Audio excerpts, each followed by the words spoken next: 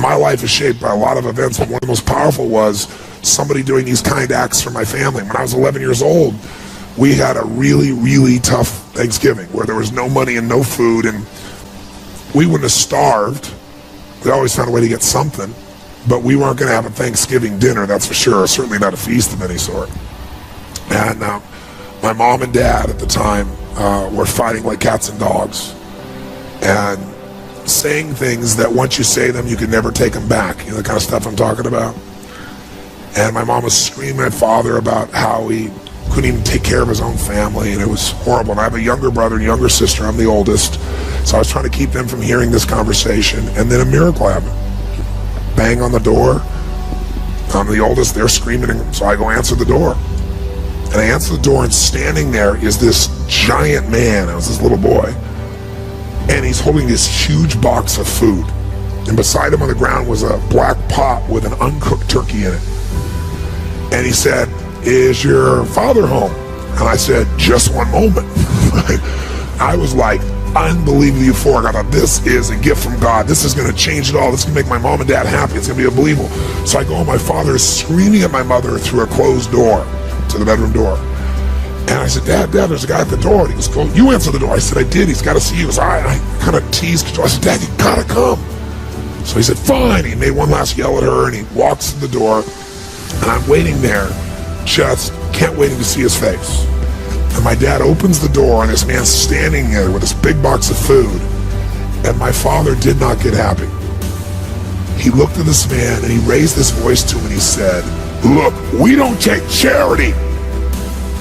And then he took the door to slam it in the man's face, but the man was a good-sized man. He put his foot there and smacked his foot and bounced back over. He said, Sir, this is not charity. Everybody has a tough time. Somebody knows you're having a tough time, and they want you to have a magical Thanksgiving. I'm just the delivery guy."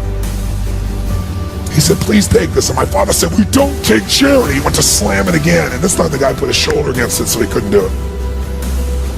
And then my father's staring at him. It's like these two males starting to get this intense mode, and one just trying to give a gift, and I'm freaking. And then the guy said something that I'll never forget, and in moments I wished he hadn't said, but he found a way to force my father. He's holding this thing, and he looked at me, and then he looked at my dad, and he said, "Don't make your family suffer because of your ego." Now my dad's level of energy increased, but he was also trapped. You get it? So he took the food, slammed it on our table, and slammed the door in the man's face, and never even thanked him. And I didn't know what to do. Part of me wanted to cry. Part of me was crushed. And I watched my father storm off and went on back to scream at my mother. And I remember that day just thinking, I don't understand. And years later, I began to understand it a little bit. What I began to understand is that you look at a person's life, and it's like so much in life you can be joyous about. Like I wanted to smile, you know what I mean? Even now I can remember it. I wanted to smile about this great gift, but now I couldn't even smile because it would make me angry. And then I thought, years I figured out, our whole life is shaped by decisions. That's what we've talked about today, right? But there's 3 decisions you're making every moment you're alive. And the way you make these 3 decisions shapes your destiny. First decision we're all making every moment is, what are you going to focus on? What are you going to focus on? And, I realized that my father's life and my life ended up very different because we made that day 3 decisions very differently. He decided to focus on the fact that he has not fed his family. And the second question you got to decide, every moment you're alive, and including this moment, what are you going to focus on? The second question is, as you're focusing on, what does this mean? What does it mean? And the bottom line on meaning is, if you think about it, you get to make up the meaning, and most people pick the worst one, don't they? That day, my father decided to focus on the fact he hadn't fed his family, and I know what meaning he gave because he said it out loud over and over again, that he was worthless because he had not taken care of his family. And then the final, most important decision you make every moment you're alive, what am I going to do? What am I going to do? And I'll tell you what he decided to do. He decided to leave our family shortly thereafter, which at the time was It was the worst experience of my life. It was the most crushing experience I felt. It's been so many years now, I don't have the same feelings. Part of it is 3 years ago he passed away.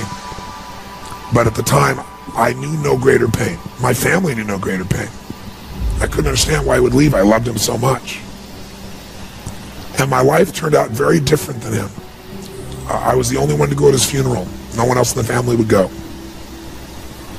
Nobody wanted to be part of it. He died alone of a disease called connective tissue disorder. And I can tell you, right before his death, he got the lesson, because he looked at me and he said, son, he said, I was a bastard. I didn't connect with anybody, and look what I'm dying of. It's unbelievable. So that same day, I made 3 different decisions. I decided to focus on the fact there was food. What a concept. I like that. But what changed my life was the meaning I gave it. I decided that day that what this means is that strangers care. And if strangers care about me and my family, I decided what I was going to do is I was going to care about strangers. And that completely changed my life. I promised myself someday I'd do well enough to do this for other families like was done for me. And I didn't wait till I was, wealthy to do it. I did my first one when I was 17. I remembered I was 17, I had my own car, I had some money, and I decided to go on the greatest shopping spree of my life at that point. I decided I was going to go shop for 2 families for Thanksgiving, and I was going to go do for families what was done for me so many years before. It was the most euphoric experience. I took 2 baskets, I went to the manager of the place, I told him what I was going to do, and I said, I want you to give me a discount, you be my partner, give me 10%, cheap bastard. Right? But it was so cool, I got 2 of everything, right? Because I wanted to get enough food for a family for 2 or 3 days and have an unbelievable feast. Then I called this church in the barrio area, and I said, listen, I want to go take care of some families that are too proud to come to the church and get food, so they might suffer. Can you recommend some families? And they gave me 2 families. So then I wrote a note, because I thought, you know what, I'm going to put on old jeans and a t-shirt, and I'm going to deliver this. I'm not going to get the acknowledgement, but I do want to see their faces, right? So I'll go as the delivery boy, which is easy. I look like one. But I wrote this note, and I don't want him to get upset like my father did. So I wrote this note, and I said, this is a gift from a friend. Please know that you're loved. I want you to have an extraordinary Thanksgiving. You deserve it. Please accept this gift. And then I put under it, I said, if you can, someday do well enough to do this for one other family and pass on the gift. And I put love a friend. And then I realized I was going to an area that was more Latino, and I don't speak Spanish, so I thought, I got a friend to write on the back in Spanish so I could flip it around if there was a challenge. So I got one of my buddy's old vans, because I need a little room, put all the groceries in, and I drove to this house. And it was not what I expected, it was more. I got to this house, and I got 2 bags of groceries, and I banged on the door. Door opened, and this woman about this tall, right, stares up at me like this, right? And I said, hi. And it was very obvious she didn't speak any English, and she let out a scream when she saw the food. And by the way, this woman had 5 children and a husband. What I didn't know is the husband had left her 3 days before with no money, no food, and 5 kids. So I got these bags. So she screamed, and she grabbed me and started pulling my neck and like kissing me, right? And I said, no. I said, I'm the delivery boy. And she didn't understand a word I was saying. So I reached in the pocket and I gave her the note, flipped it over. She read it in Spanish, and then she started to bawl. So then she came and started kissing me again. I said, no, I'm the delivery boy. I'm, trying to show her. And she goes, no, gift from God. So now I'm trying not to bawl. So I'm like, where do I put this? And I'm doing everything. I hold it together, like smiling, but I want to cry. And she just pointed. It wasn't a big house. It's like a room. So I went over and I put the stuff on there. And just as I'm trying to put stuff on there, I hear these screams. And all of a sudden, bam, bam. 2 boys hit me, one leg and the other. These 2 little guys just tackle me, right? When they saw the food, they went crazy. When I saw the pumpkin pie, it was over. So I said, come out with me. And so they came out, and we kept bringing these groceries in. And I'm telling you, it was like, I don't know how to describe it. It was the most euphoric, fun, passionate, loving. It was like they're my little brothers, And so we brought all stuff in, and they were laughing, and they were lit up. And then, I'd done it all, and it was time to go, and I didn't want to go, and they didn't want me to go. This one little boy just wouldn't let go of my leg, and he just kept looking up to me and hugging me, and I was like, but I had to go make the other delivery. So I told this woman, I said, I've got to go, And she said, okay, whatever her language was. I didn't know what it was, but I knew it meant okay, right? So I went to go leave, and then she grabbed my arm, and she started to have tears in her eyes. And I said, I wanted to say, Happy Thanksgiving, but I didn't know Spanish, so I went, Feliz Navidad.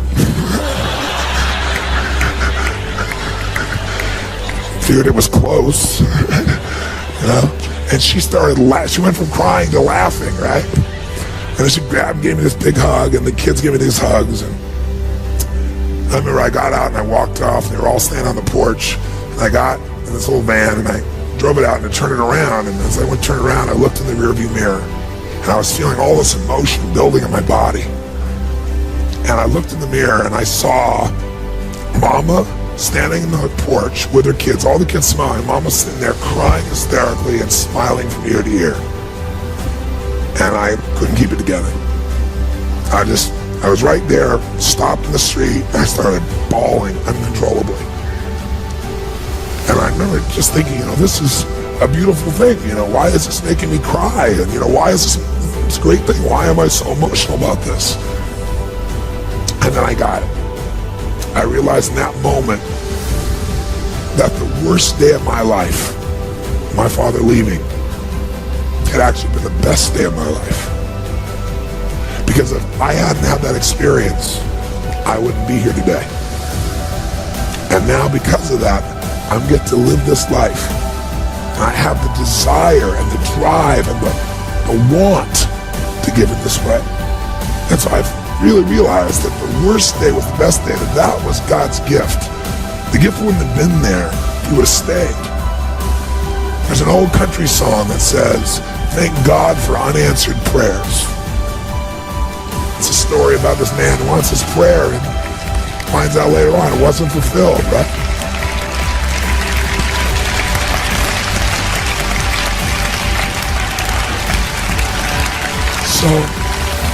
So I tell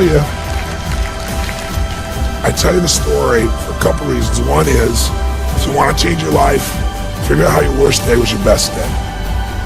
You'll change everything, because it is if you look for it. If you find the deeper meaning, it is. There's something in you that wouldn't be there without it. And the second reason is because I want to recruit your soul. Not for your money or business. I want to recruit you in this action of going and making a difference. I want to recruit you for you, because I know if you go do a few of these things, you'll get hooked and you'll make it a ritual and it'll change your life. Whatever things you do in your life, this is what it's really about.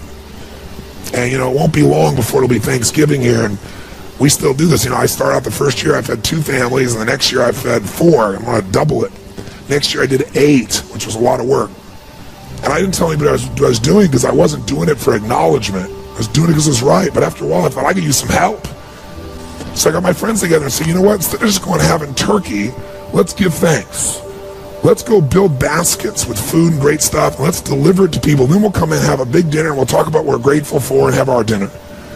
And so we did it, and it became a ritual, and it grew. And then I built some companies, and all my employees got involved. And then about 14, 15 years ago, I started my foundation.